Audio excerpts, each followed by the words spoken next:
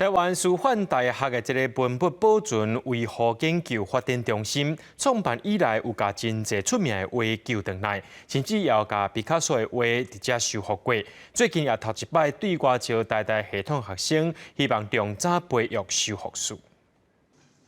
细致修复手中的画，伫台师大文物保存维护研究发展中心，专长是用科学修复名画，亲像陈定波、郭雪娥等等的画家，正亲件重要作品，还有毕卡索的名画，拢捌伫遮抢救过。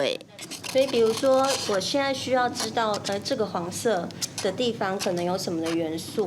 文保中心成立12年，即阵嘛有教授推动将过去修复的文物资料建立数据库，希望强化未来材质的判断。以前是靠我们科学家用眼睛、用经验去看出是图谱是什么，那希望将来能够透过大数据，用 AI 去挑出它的最大可能性是什么。画修复需要下领域的人才，文保中心的修复师无10个人，因讲无需要真侪人，但绝对袂当无人。培养一个全面的修复师，就要7、8档以上。真侪人一开始有热情，不过尾仔煞放弃。今年因头家开设文化部文物保存修复学分学程，招募台大系统3间学校对文物修复有兴趣的学生，希望提早培养人才。硕士的时候好不容易考进来，结果你发现并不是你真正想象的那样，让文物保存修复呢，他们更能够